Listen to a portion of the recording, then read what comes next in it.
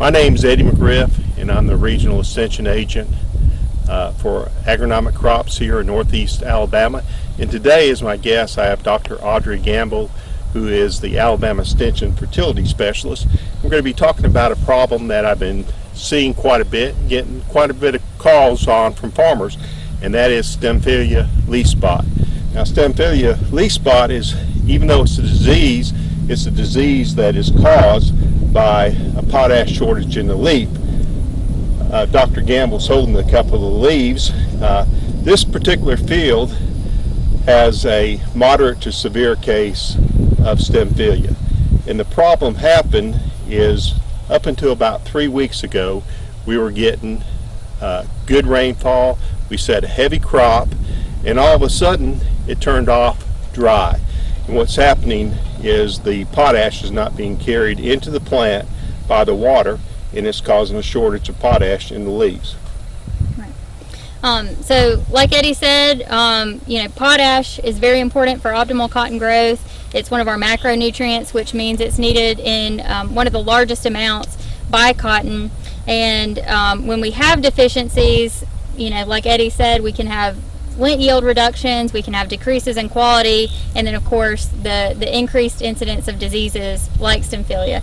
So one of the best ways to manage potassium fertility is to put out potash according to soil test recommendations. But even in those cases, we still see potash deficiency occur, like Eddie mentioned, during droughty conditions when potassium can't get into the plant. Is when we start to see some of those symptoms, even though soil test potassium is adequate.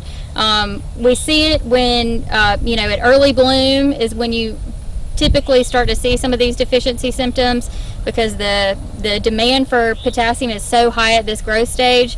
We need up to about 3 to 4 pounds of potassium per day for optimum cotton growth. So, some things that we can do.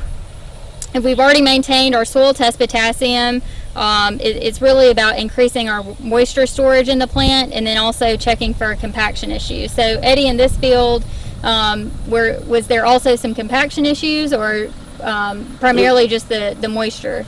Primarily just the moisture in this field, but we do see a lot of compaction issues. In other words, in Northeast Alabama, we have a shallow hard pan, and we have some roots that are J-rooted at 1 to 2 inches. Of course, when you have a restricted root zone, or you have any other factor that prevents the uptake of water and nutrients through the roots, such as nematodes or fusarium wilt, then you have the potential for getting the leaf spot. Now, last year we had several thousand acres that were severely infected. In fact, what happened is right when the cotton started open, the plant completely defoliated. And that was due to the shortage of potash due to a restricted root zone or a hard pan where the roots were J-rooted. So one thing we like to do is think about tissue and petio sampling, because once you start seeing the spots show up, it's difficult to correct the situation. You're not going to eliminate the spots. They're going to be there.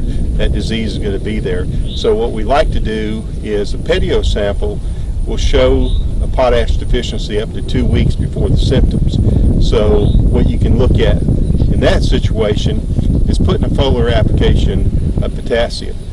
The best material that we have is potassium nitrate, which is 13044, and you can put out 10 pounds of this material per acre in 10 or more gallons, and you won't get a burn. Of course, you don't need to put out any foliar fertilizer when the plant's under drought stress. It won't take up the material, and then you also have a higher risk of leaf burn, which will compound your problem. The problem we have this year with potassium nitrate is that it's been listed as a hazardous material, so we're having a little bit of a problem getting it. In other words, the fertilizer dealers don't want to carry it, and if they do, they want to buy a whole truckload. So when we go and we use some of these foliar fertilizers where we're getting very little fertilizer, potassium, I talk to people that are putting out a half gallon of material and getting a half pound of potassium, you're really not doing much good. You need to put out significant amount to move the needle. Right. When you think about the fact that the cotton is taking up 3 to 4 pounds per day, and that with a foliar spray you're only able to put out a few pounds each time that you apply, a lot of times we don't see yield responses, or particularly an economic response. So, but it can be, in certain instances, it can be useful for a rescue situation. I would say another recommendation would be to work on management practices that can improve soil moisture, like planting a cover crop with a heavy residue that can help retain moisture in times where we have some shorter droughty periods. And then, in the case where we have J-rooting, using some sort of tillage, non-inversion tillage, where we're able to cut through the soils and break up hard pans so that those cotton roots can grow and dig deeper for potassium.